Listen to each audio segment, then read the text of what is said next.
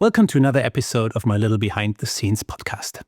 The idea of this series, which is published not really in a regular way, is to introduce you to a few people that I admire. Sometimes that is a speaker, sometimes that's someone else. And the reason why I want you to introduce you to them is that they helped me along the way, that they mean something to me, and not only in a business way. You know, I run Beyond Tellerrand for nearly 15 years as a single person, but surely there's a lot of people who helped me along the way, next to my family, of course. Some more often, some from time to time, but I'm absolutely thankful that those people exist and give me their input, their help, their opinion, feedback, or however they help me. One of them is today's guest, Keir Whitaker. We know each other for more than a decade, and once a week, Keir and I have a video call, and he listens to my rants, complaints, and also ideas. He, for example, is the reason why I put much more work into the newsletter these days and why I continue to work on it. The whole thing here is completely unscripted, usually, and I like what we came up with this time, actually.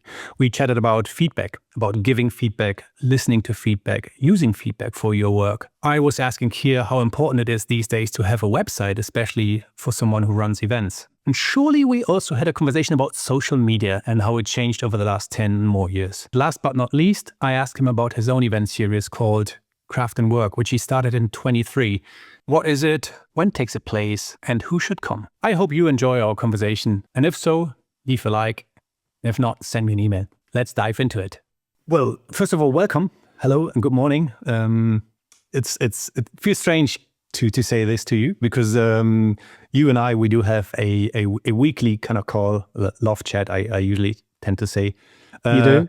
Where we just hang out and chat about what happened the last week, what kind of news between you and I are existing. I oftentimes empty my brain to you and you say like, that's a good idea, do this and keep on doing this, don't do this, whatever, and vice versa. And I have to say, over the last, how long do we do this? 2 years now?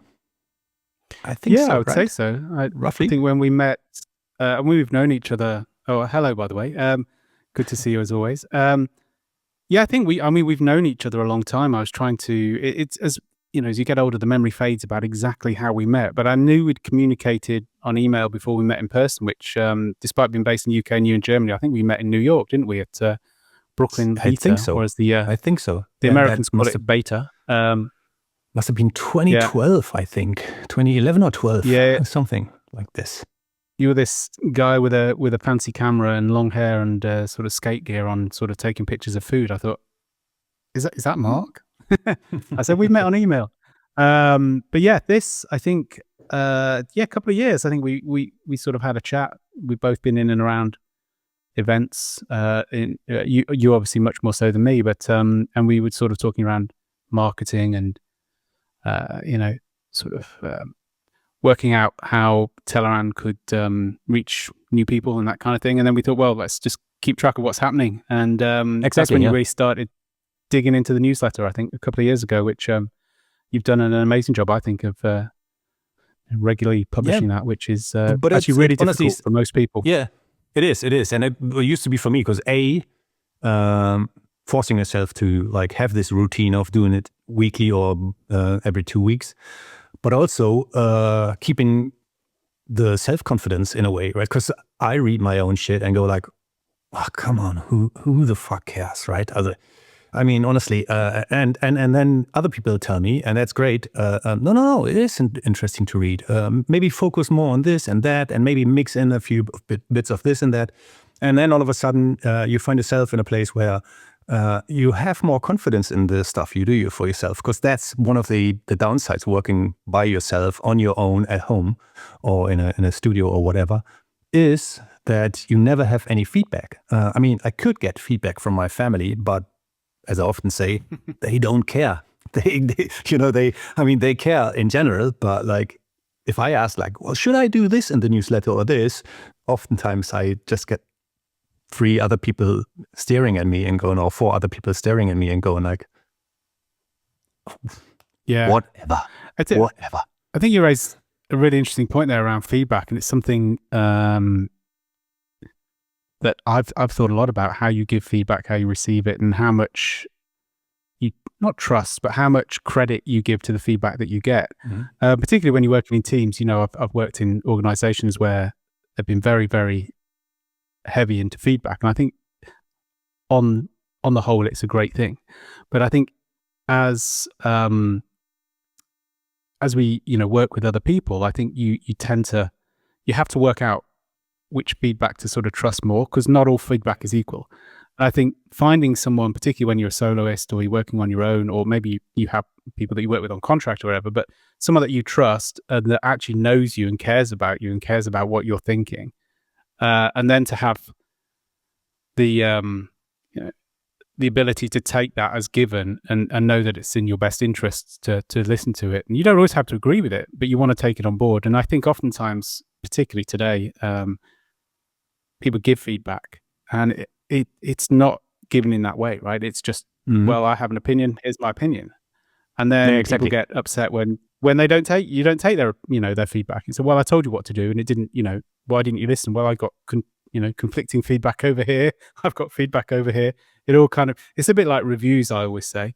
Mm-hmm. You read the 1 stars, you read the 5 stars, and basically everything's a 2.5. So what do you do? And I think that's why having a sort of close circle of confidence, if you like, or people that you do trust, people that do know your business a bit more than others, and that they've got your best interests at heart. That's when, you have those kind of relationships, and it's really useful. We both have that. But same with you. I have it with Craig and a couple of other people, but it's only a handful, right?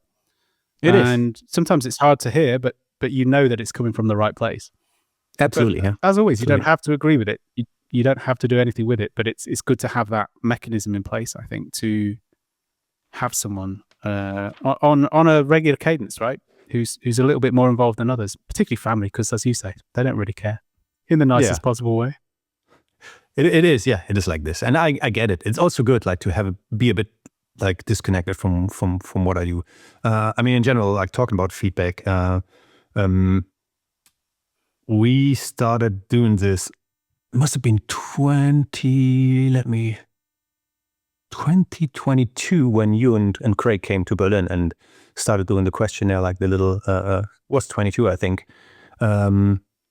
Which helped me a lot, and Colette gave me feedback, and very surprising feedback. So what you did was you came to the Berlin edition of Beyond Tellerrand, and you gave out paper forms, right? You asked people to join you and give you some answers to questions you had concerning Beyond Tellerrand. And I have to say, like, I was surprised with a lot of answers that were given, because I would have seen it in a completely different way. I must have told that to some people already, but I always thought, like, well, it's like a good mix of design and developers who come to the event and who are on site. And you proved me wrong. It is still a lot of web developers mostly, and they are interested in the design part of Beyond Tellerrand, but it is not the group, the kind of business group of people that I thought they would be. And a lot of other things that came out of that. So that helped me a lot to rethink to whom I'm actually speaking if I speak to new people or try to reach new people, which was quite nice. Yeah, I think it was 23. It was ridiculously hot, as I recall. It was, I can't remember if it was the first one I'd come back to after the pandemic. I'm not sure. But yeah, so Craig and I, we had a little table in the exhibition area, and we're just kind of grabbing people during the breaks and just asking them some questions. And we had some set questions. We'd actually printed out these, or I think you printed them for us.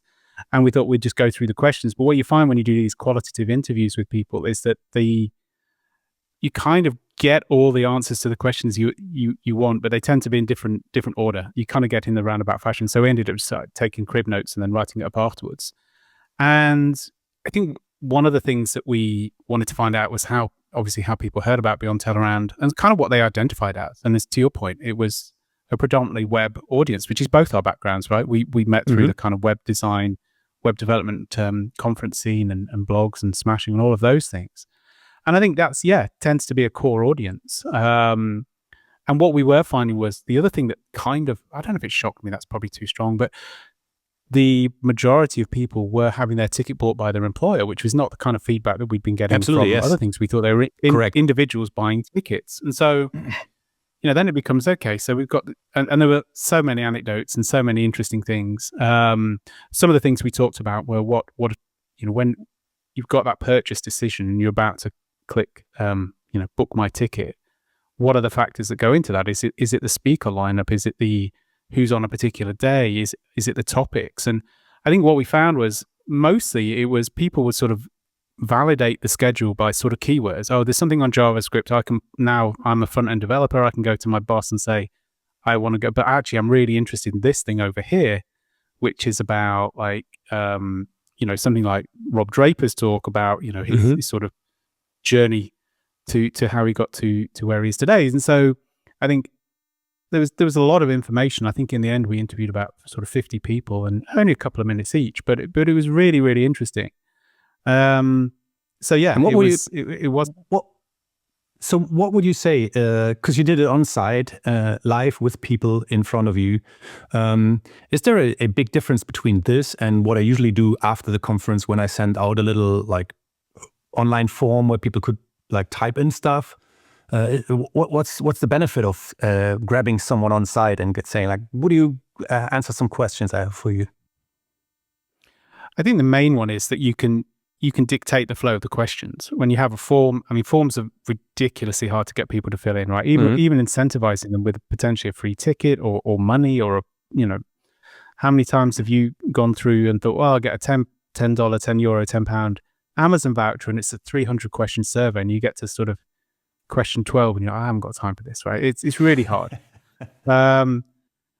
It's just not worth it. And so I think what you get when you do in person is you can dictate the flow of the questions. You can say, oh, that's really interesting. Tell me more about that. Okay, so where have you come? As the person you're with, is that, oh no, we've just met here. Okay, so how did you meet? What were you talking about? What was the big, and so you just kind of can go off on these little tangents, but always having sort of 2 or 3 sort of goals in mind about what you really want to find out. And I think for us, when Craig and I did it for tellerrand, it was like, what do you identify as? How do you describe yourself? How did you hear about it? And what attracted you, the things to make that purchase decision? And so as long as you kind of cover those bases, but the beauty of face-to-face is you just get these little nuggets, little phrases, and oftentimes you'll find 4 or 5 interviews in, certain words or phrases or adjectives will be more common than not. And so community, vibe, atmosphere. Marc, I mean, you came up quite a lot in like, people like you and they like you do what you do. And so that was a factor. So all these little things that come out of it, some validated what we thought and some were kind of new data in a sense, new ways of thinking about what you can do to sort of push tellerrand into new spaces with new people. And I think that, I mean, without giving any spoilers, that's a lot of that information went into the thinking for the new website, which we'll see the light of day hopefully soon. So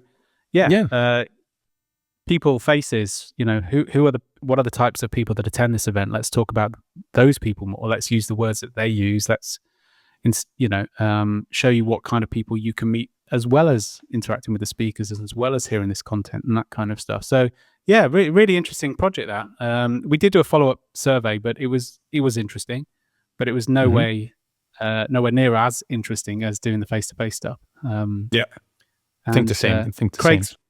Craig's very good at just, breaking that wall and just grabbing people and sort of, have you got a minute? Very, very true. So yeah, it was a good project. That I really enjoyed it, and hopefully me too. And it was absolutely. As I said, like I had many insights I thought I had, but I didn't, or they were old, right? From what my conversations, at least. You just mentioned the website. Would you say that a website these days is still essential for an event? Like, I mean, you run events yourself as well. We get to that later. But would you say like, oh no, people should focus on social media, whatever, LinkedIn and all these channels? Or would you say like, no, a website, despite the ticket side where you get your tickets, is still crucial for an event organizer? I mean, I think so, but maybe I'm of that generation where websites were super exciting and it was just this new medium where you could, exchange information and find stuff out in a way that you could never before. I think I think what's interesting is how we use websites. Like for the new, they're kind of a valid. I think okay. Let me take a step back. What I think's harder is to people to naturally come across your website, right? People searching for web design events in Germany or web development events in Germany. Yes, they'll hopefully come across Beyond Tellerrand and they'll be like, oh, this is interesting. I didn't know about this. What I think the websites mostly do, at least in my experience now, is they're more of a validation tool. Someone will have heard about Tellerrand. They'll have it described in a certain way. This is the experience you can get. These are the types of topics. Or Marc's the guy who curates it. He's a really cool guy. And if you go to the website and it doesn't match up, right? So it's kind of that validation piece. Does what I'm hearing over here, does the website match up to it? And you can get more information, obviously, buy your ticket. So, I mean, I'm also the wrong person to ask in terms of social media because I think I'm mostly quite disillusioned with most of it, as we often talk about. What used to work no longer works. Would have been my next point. Yeah, like, talking about social media and your opinion on it. But so website. You think it is still valuable to really put work into your website if you not only if you're an event organizer, but like we're talking about this kind of stuff right now. So therefore, yes, for an event organizer, you'd say, yes, it's essential that like the information is on there, the speakers are introduced on there, the topics and this kind of stuff. I think so. Although, maybe again, I look around, we often share links to other events and I'm always kind of shocked about how little information is on them.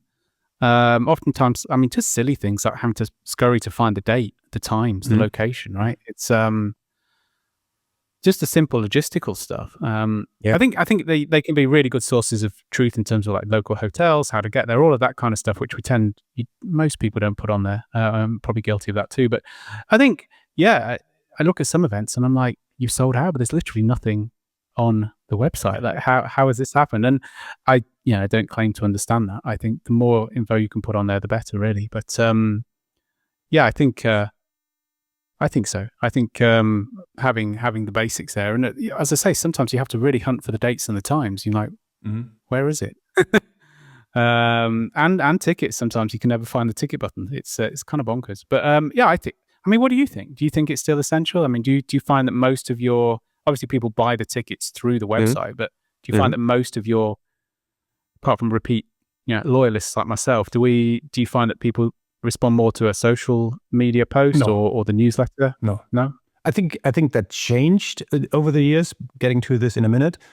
But I think whatever stayed the same, like always stayed the same, like over the last close to 15 years of doing Beyond Tellerrand at least now, is that people really use the website to inform themselves about the speakers, topics, schedule, and getting the tickets. So that's like the main 4 pages of an event that get frequently used. If I have a look at the statistics, and therefore I think it's still valuable. Absolutely.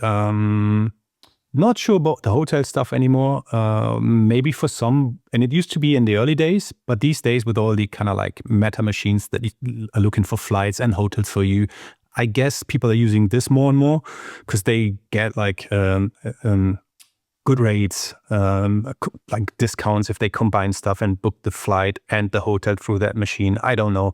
So that actually is not used so much anymore, and way less asked for than in the early days of running my events, where people really wanted to be informed about the hotel and where the speakers would stay, for example, and this kind of stuff. Nowadays, I'd say that's like really rare. I think in the early days of running Flash Forum conference, also like 2001, 2, 3, then actually people were asking about bundled tickets where you would buy the ticket for the conference plus the hotel. I don't think anyone is asking that anymore. But that used to be the case, actually. Yeah, it's interesting how I guess we all have our go-tos. I'm a booking.com person. Not sure it's the best. I've used it for years. So I tend to just book through that. It would never occur to me to try and get a hotel booking through a conference now. It is interesting, isn't it? So yeah, it is interesting. That changed a lot. So, yeah.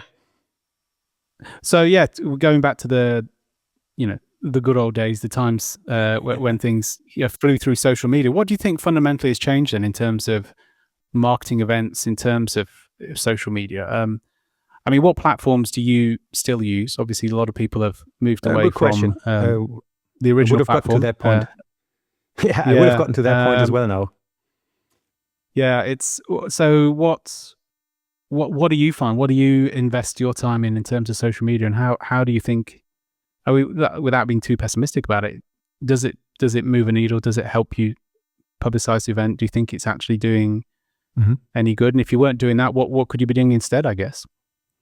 I guess one thing is to focus on newsletter is the thing to be sure that actually you reach the people you want to reach, at least if they're on the newsletter. But getting to the point where you said,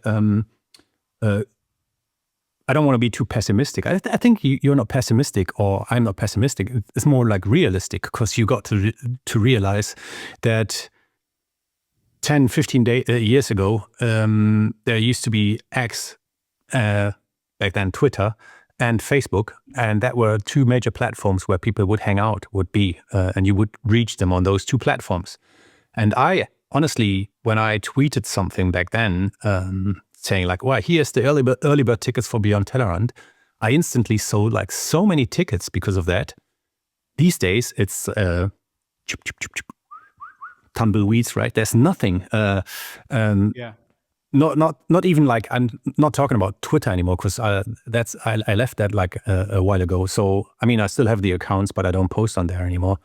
But even on Facebook, like the reactions you get is like close to zero. It's nothing happening on there anymore. And surely there's a lot of new platforms that were brought to life recently.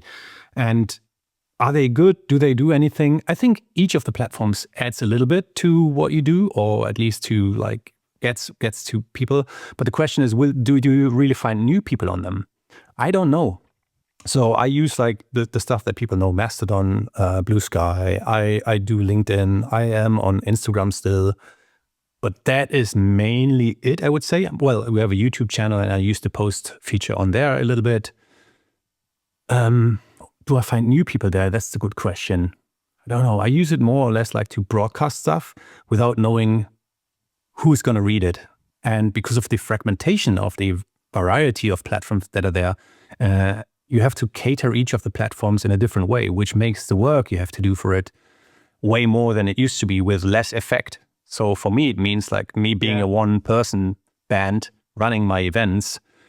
I used to post to two platforms with the same content. I cannot do that nowadays, because each of the platforms, maybe Blue Sky and Mastodon, are kind of similar, but Instagram certainly wants something else. And LinkedIn surely also does need to something else to be seen, right? And also, like talking about the last two, Instagram and LinkedIn, they both are algorithm-driven platforms where you need to cater the algorithm in order to be seen. And then you even can't be sure that the people following you will see your posts. So in short, it's really difficult these days. And sometimes I sit here and wondering, do I really still understand any of these? So social media is a mysterium nowadays for me. And does it make any sense? I don't know. But I think I shouldn't do nothing on them. You know, I need to do something on there still. Because otherwise, where else? Yeah, exactly. It's I've I'll hold my hands up. I've never been that social on social. I've always found that, particularly in my consultancy work as well, or actually looking back to the sort of quote unquote proper jobs I've had, they've all come through meeting people and building a relationship with those people. For the most part, yeah. But I look at people who I would consider really, really strong on social. And obviously you read the highlight reels on social media about how using social media is great for your business. But people I know that are posting a lot and doing really interesting things, they're saying, I'm really starting to question whether it's actually working, for want of a better word. Is it actually bringing in leads? Is it actually creating opportunities? Is it creating connections? And I think it's really, really hard to judge, what a success criteria. And maybe that's fine. Maybe it doesn't have to have a massively success. It's like, to your point, I need to do something, and these are the things that I'm going to do, and it's better than doing nothing. But maybe, whereas we used to put a lot of emphasis on those being massive drivers for sales, maybe we just have to think, well, that's just something we have to do now. We have to, because everyone else is doing it, right? Other events are doing it. I have to be top of mind. I have to. And so I think, a lot of what I do with my own clients and my consultancy, which is mostly with agency owners and some app people in the Shopify space, because that's sort of my background for the last 10 years. They'll say things like, I don't do LinkedIn. Should I do LinkedIn? And I'm like, well, there's 1 billion people on it. So probably. Will it have instant effects? Probably not. But it's just it's that I call it the cold start problem. If every time that you come and do some marketing, you have to warm the engine up, get the cogs moving, get the pistons, it's always harder. And I tell this to myself as much as anyone. The more you do, the more and it doesn't have to be 100 posts a week. It could be 2. But once you've built that into your sort of thinking and your process, then I think it makes ramping up a little bit easier. But I think it's really, really hard. When you look back at, you raised a really interesting point there when you talked about how you used to be able to sort of share a tweet or a Facebook post and things would sell. Can you spot when that changed? Was there any particular reason? Do you think it was the pandemic, people stopped going to events, or do you think it was nothing to do with events as such? It was just the change of psyche? Yeah. I think I'm certainly not sure and couldn't prove it, but I think I caught myself roughly around 2017 already, where I said the amount of feedback in a way, or is there an English word like resonance, the kind of the feedback, I think that's an English word. Yeah. So the instant feedback you got after a social media post on whatever platform went down massively. For example, when my friend Vitaly Friedman, Smashing Magazine, posted something around 2010 on Twitter, I couldn't measure if there was direct ticket sales from that when he posted something about the event. But what I have seen was a massive spike in traffic, at least on my website, because he had a big followership on Smashing Magazine Twitter account.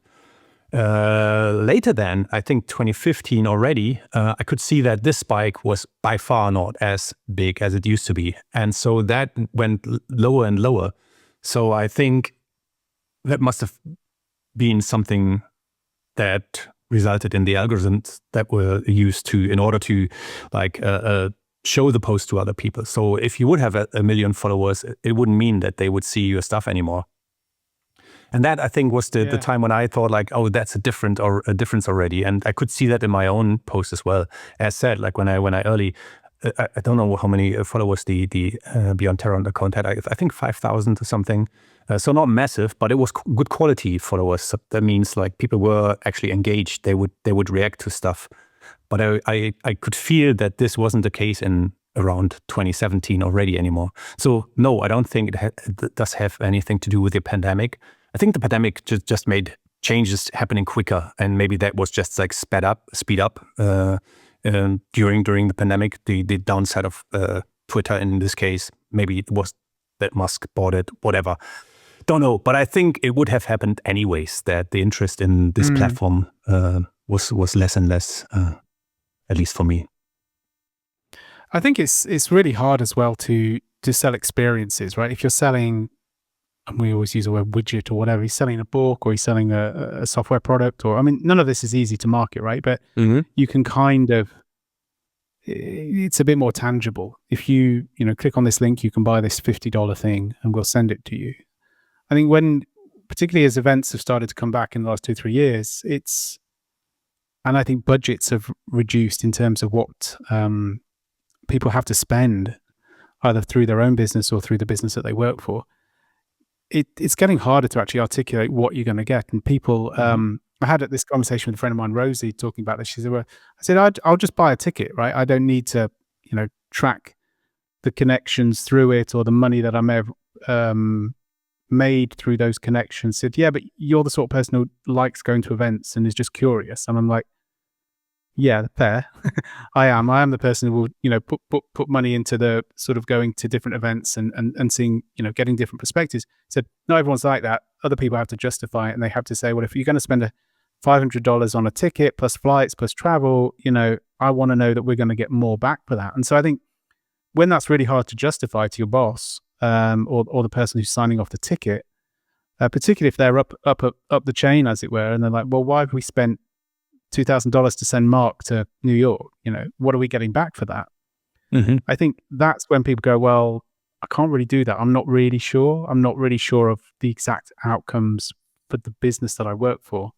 So I won't get it signed off. And so setting experiences like that, which is, I think, why sometimes you see a lot of events not overemphasizing, that's unfair, emphasizing like the networking potential. These are the types of people, these are the job titles you're going to meet. This is what you can get from it, and the really emphasizing that as this thing of like, you can take that to you. So, well, look, there's going to be the CTO of Amazon's going to be there. The so-and-so's there, whatever. So I think it's just getting harder to hit the spots in terms of that, that pitch, right? What are you going to get from coming to be on Tellerrand? Well, I could tell you that you're going to go away feeling energized and different and meet some amazing people, but that's hard to justify to someone who's struggling to find an event budget, right? And so this is what we're up against, I think. And I don't know where I'm going with that, other than I think it's just getting harder. Absolutely, and I think that's what a lot of people experience. Yeah, I think a lot of event organizers, especially those who are like individuals or small teams, they experience exactly this. They have to not only fight the kind of financial crisis in a way that is like existing in a way, like higher payments or like higher costs for like living standard for like go to a restaurant even, or like for your employees living, electricity, whatever, you name it. But also, the price of beer you can't get a beer for €1 in Germany anymore. I mean, what's going on there? No, you see. But also, what the kind of evolution right now is, or like the situation right now is that they also have to fight their past sponsors being now event organizers as well, as more and more bigger companies run their own events in-house, because they obviously think, and they are not wrong with it, that as soon as their customers come to their own event, they have them on site and they can cater them way better than at other events where they are just a sponsor, right, in a way. So that's also like one of the difficulties. But what do you think? Like, how would you you were talking about books or other like digital products. How would you wrap a conference in general? Surely there are differences in like how they are done and what the content is, but like, where would you put the product conference or festival or show in the way that we know on a shelf next to books and stuff? And where's the like the value to go to an event like this? And how would you put that in a convince your boss form? Like, not talking about a specific conference like your Tellerrand or Smashing conference or your craft and work event, but in general. Where if someone says like, what's the value of like going to an event in general? How would you phrase it in a few sentences? Oh, you put me on the spot there, Mr. Thiele. I think one thing I've have noticed over the years that there are people that go to events and the people that aren't, right? And so it's really hard to convince someone who's not an event person, whether they be they find those interactions challenging, or that's just not for them. They're not particularly lovely people, but they don't do well in groups. I mean, there's a lot of people like that, right? I mean, I know when my sort of the dimmer switch is low, I find groups challenging as much as the next person. But I've put a lot of credit into events being great for connections and meeting people. I mean, I'm fortunate we've met. Annoyingly, a lot of my friendship group don't live near me, so the events become also that point of seeing them, as particularly event organizers.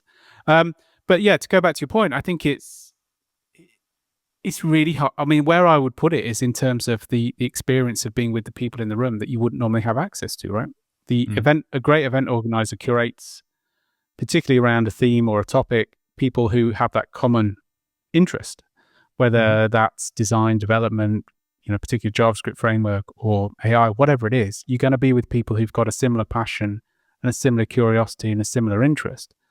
And that selfishly means that you're going to, soak up a lot of interesting things. You're going to hear opinions that you agree with, opinions that you not even considered, and opinions that you don't. And you're going to be challenged in a way that allows you to think a little bit differently. But it's really hard to sell that. How do you sell? As we both described, trust me, come along and tell me how you feel afterwards. It's not really a solid sales That's the pitch, point, as right? opposed to That's the point. here's 10 chapters. Chapter 1 is like, accounting, A to Z. Chapter 2 is like the sales pitch. It's like, well, I read that, I'll understand all that. It's very, very difficult. And I think that's why when we look at particularly conferences now, that we both talk about this, that are very specific. Like if you go into a React conference, you're going to be talking about React stuff and you're going to learn React stuff. It's a bit more difficult to do that when you're saying, well, come along and be curious. And, and I think, which is why I think, some of the things that we learned when we were talking earlier about the research, you have to lean into the web bit. And you still cater to that because you're still curious about it. But you also get these other bits that you weren't expecting. So I think it's really hard. I've not given you an answer because I'm not really sure, to be honest. But I think it's well, there's it's not many a answers in there. thing, right? It's not a features thing. It does this thing, it does this, and then this will happen. It's a bit more ephemeral, I think. Unfortunately, so if I would have to summarize, I would say like it is the kind of soft skills or not soft skills, but the soft outcome that you can't measure, that you would have to sell to your boss to convince him to go. It's not about the learning stuff. Well, you might learn something or not, but it's not the interesting bit. The interesting bit is like the kind of exchange between people, the conversations you have got, then the accidental learnings and meetings you have got, like on an event like this. I think so. I think there's a difference between going to an event like yours and going on a training course, right? I think those are two different things. When you've got a training course, which, I've been on many training courses, been very fortunate, and you do go and there's a curriculum and you learn through it and you come out knowing things that you didn't know. I don't think it challenges you in the same way as an event like Beyond Tellerrand, where, you'll get everything from the latest and greatest CSS to a guy who lived as a goat on a Swiss mountain. I mean, you can't really plan for that. It's like, okay, but I got something from all of that. But again, I have to sort of caveat that I don't think I'm necessarily the atypical conference goer who's, I've been fortunate enough to go to a lot of conferences. But yeah, I think it's really hard. If you look at the conferences that we know run by friends or people we've observed, the ones that we look at and go, God, they've sold out. They're very, very specific, right? Their UX. You're going to hear from the thought leaders, the people at the forefront of this particular profession, and you're going to be able to use that, in your work the next day. You're going to be able to go back and say, these are the things that we talked about. This is where the thinking's at. Or you go the other extreme where you get these massive conferences, and you've referenced a couple in our chats that take place in Berlin, and they are 10,000 people, and it's all sponsored. And the reason that they can be really relatively low ticket prices because they've got everyone there. And the reason everyone's there is because, well, if they're going, I've got to go, and so we've got to have a stand. And so they become these big behemoths, expo style. There's one in the UK, e-commerce expo. I think it runs in a couple of countries. But you go there, and it's so overwhelming, and it's just, you have to be there as a vendor. So they get all those people along, they get the money, and it becomes this big thing. So I think there's different styles of events that you could market in different ways. But as I said, I feel I've provided a non-answer there, but other than it's difficult. Yeah, sometimes there is no answer to stuff. I think where we tend to often come back to when we're chatting weekly is the question how we can use the given feedback to give this to someone else to say, like, this is what other people say, right? So I always get back to stuff where someone comes to me and says, like, I've been here for the first time, and I'm here actually for the talk of, just to name someone, Brad Frost, who is talking about design tokens. But you know what? The other talks, they were fantastic. I learned so much, and it inspired me so much. And now, like, I instantly have to tell anyone else, like, about the event, because they need to come. And you go, like, well, this is exactly what I need. Can you please, like, repeat this into the camera and, like, have other people know it, right? So this is more like the stuff what you just said, like, well, once you've been there, well, not everybody likes it, of course, talking about my event, but if you get the positive feedback, you're going to go, damn, I need to somehow capture this and throw that at people outside and let them know, right? So, that's the interesting stuff. And again, I know a lot of event organizers in the UK and in the US that really suffer from low attendance rates, and they did well, and they still do well in terms of the program and the curation of their events, but yet less and less people come, and you wonder, why is that? Anyways, I wanted to talk about something else also. If I may, I may just interject on that one. I think there's one thing we haven't talked about is, we are of a certain age and we've grown up going to web design and development conferences. Yes. In terms of technical knowledge, in terms of information learning, there's never been a better time to have instant access to any of that from right here, right? I can ask chat, I can Google, I can do whatever I want, and I can find apart from my dripping tap, anyways, that's another story. I still can't seem to find the right YouTube video on that.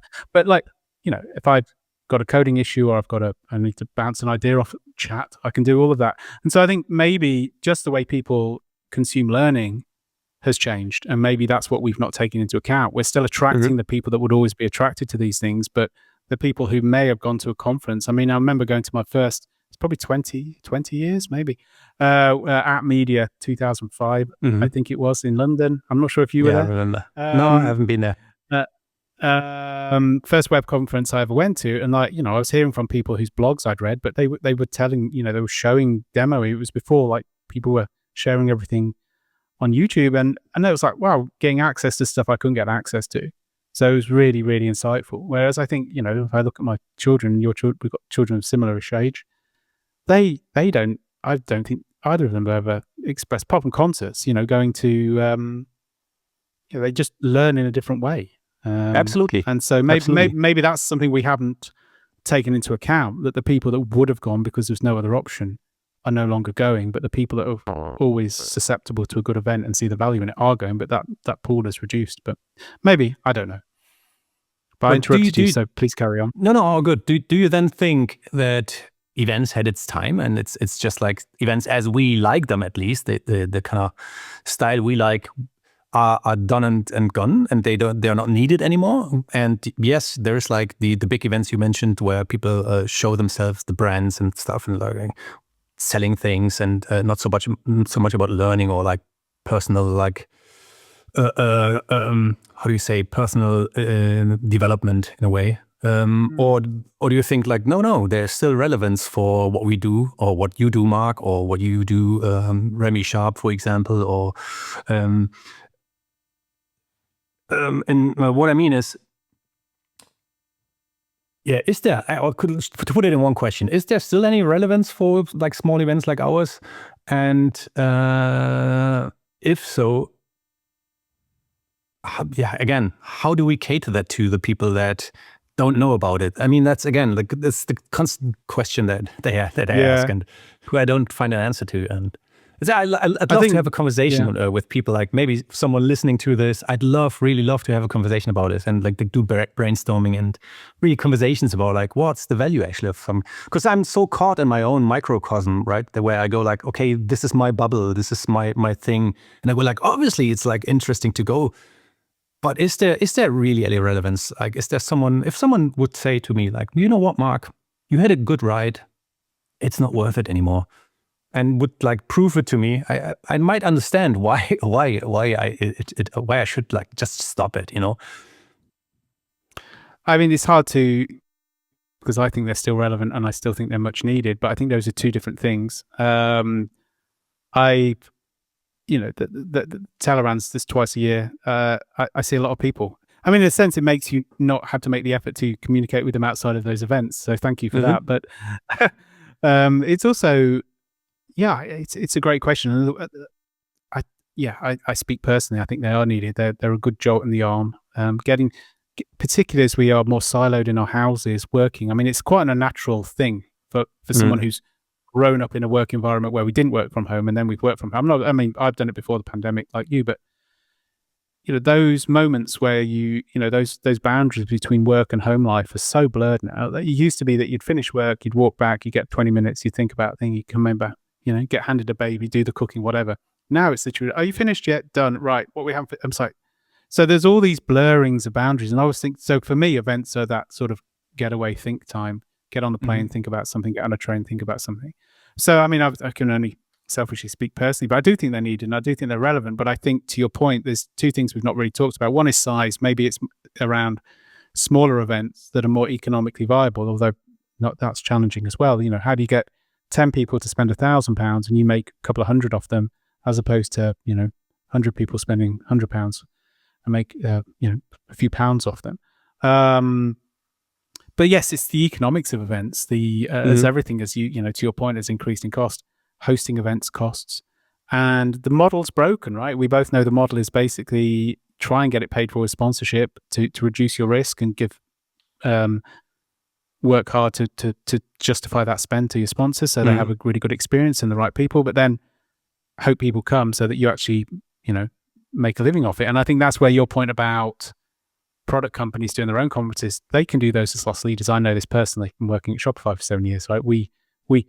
I was not tasked with making a profit on the events that we ran.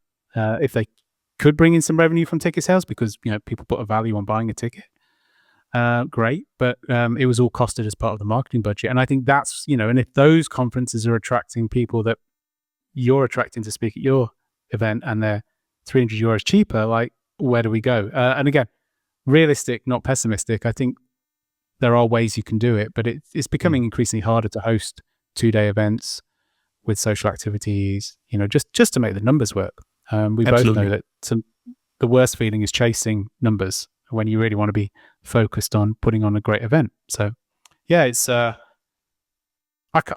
think in-person experiences will increasingly become more important. For those that value them, they'll be even more important. But for those people who probably never go and are happy to consume their learning digitally, maybe, maybe that's always been the way, but they've just got to, that number's grown because there's just more access to education online and stuff. Yeah. And because you said that events like this are needed, you run your own event as well. Oh, great. Good segue. Yeah. Very small event. Nothing like yours. Yeah. Yeah, no, it's not always about the size. You know that, right? So I'm told. Yeah. What is it? What are you doing there? I mean, I know it, but to the listeners, viewers. So it came out of an experience. It's called Craft and Work, which is partly a play on this idea that the craft is the thing that we're good at. Like you're a great developer, but the work, the business bit, that's the bit as a small business owner we find challenging. I'm a great developer, but how do I find clients? I'm a great developer, but how do I market? I'm a great developer, but how do I build a team? And it's also a play on, Kraftwerk, the famous, the sort of Dusseldorfian. I'm not sure if that's even a word, banned from the 70s. It is. But it came out of something that happened in 2022. It was, we're just coming, I guess, sort of out of the pandemic a bit. And someone tweeted back in the day when it was still Twitter, it was 2 years ago that this bunch of people were around a table in Amsterdam. It was just before the world shut down. We're at a Shopify hosted event. I'd left Shopify by this point, but was going along to them still. And we're at this Turkish restaurant and there's a picture of us. They said, it'd be lovely to meet up again. And so Craig, who you mentioned earlier, replied, if only someone knew how to organize events, Keir. I was like, well, if you all want to come and have dinner in Bath with me, I'll organize it. And a bunch of them did.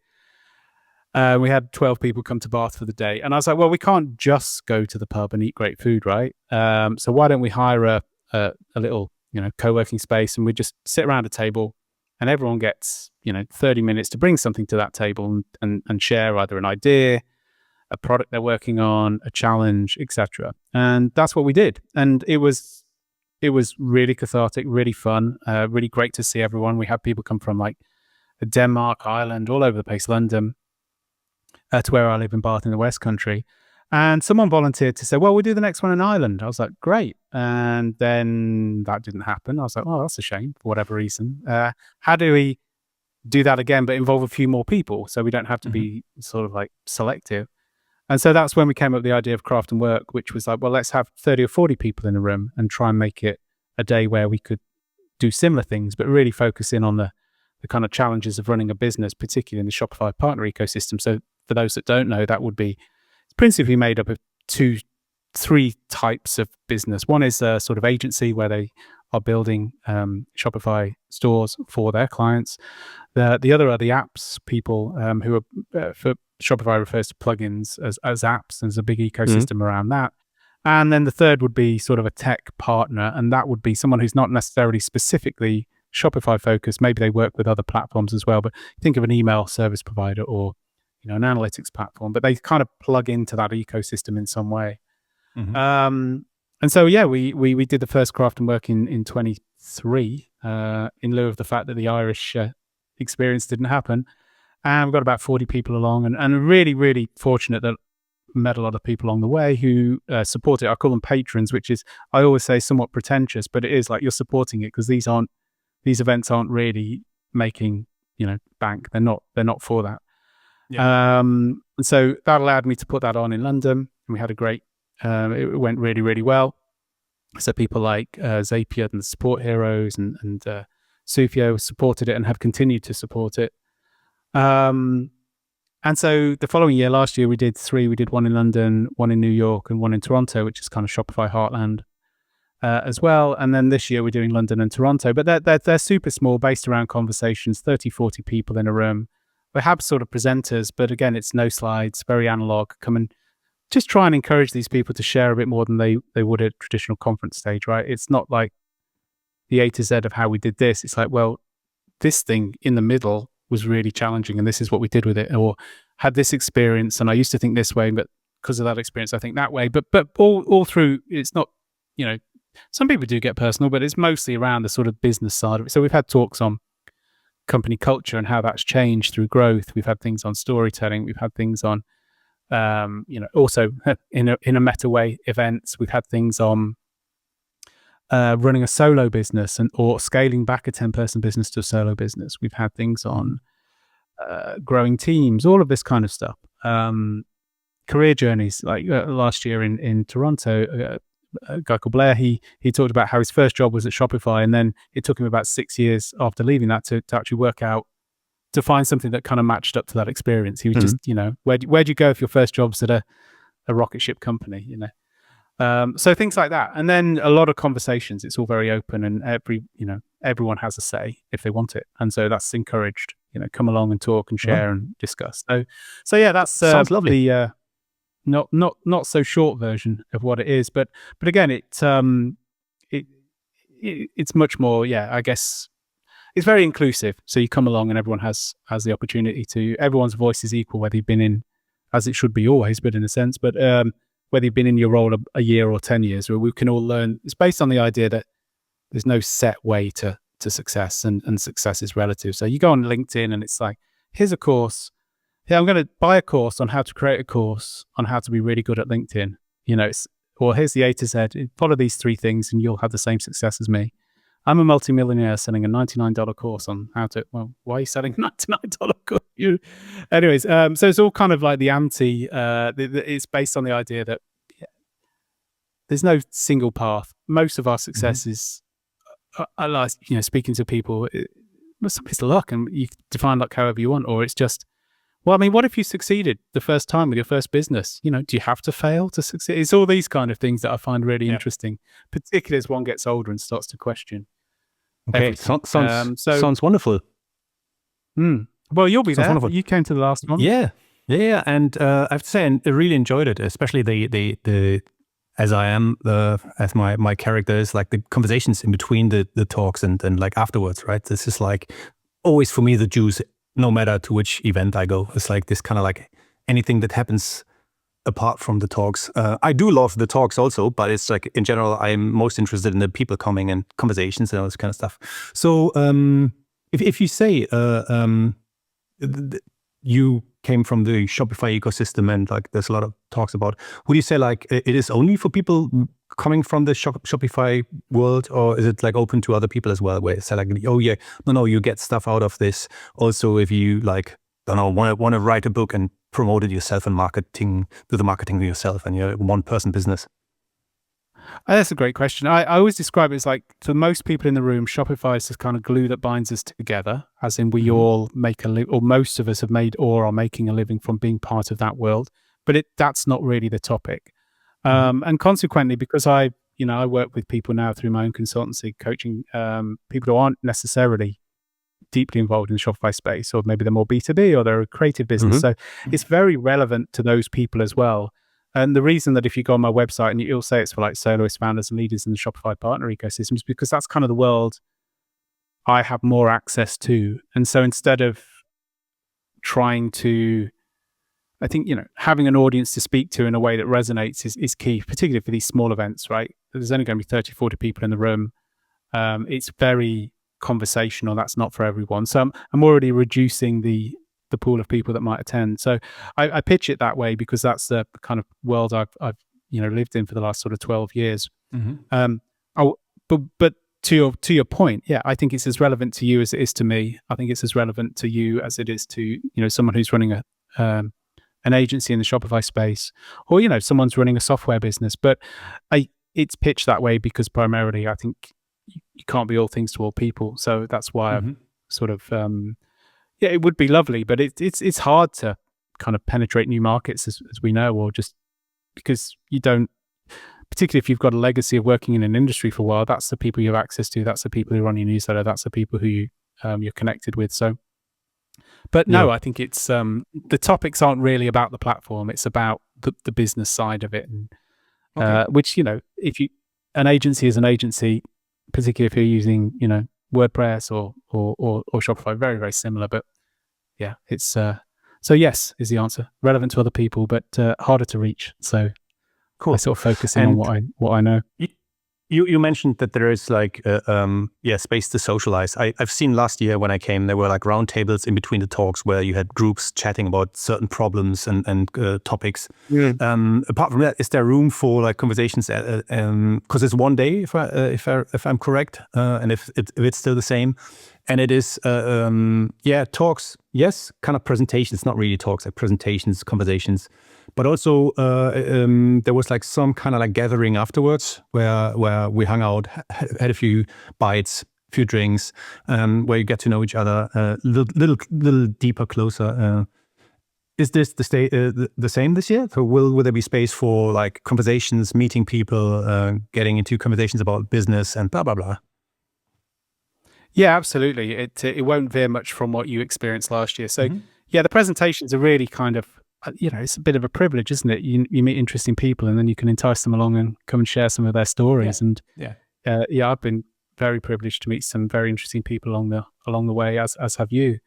So yeah, there'll be four, particularly in London, there'll be four 20 minutes or less slide-free presentations, and they're really kind of conversation starters, right?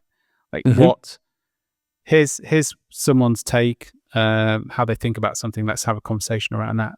So whether it be, Tim, who'll probably be talking around AI, or Ashley, who's talking about building a software product in completely kind of ecom, but not in insurance. And, these are meant to spark conversations. So we have those. We have what we call the conversation stations, which you mentioned there, where last year's were, here's a bunch of esoteric business challenges. How would you solve them? And we got a lot of different responses to that.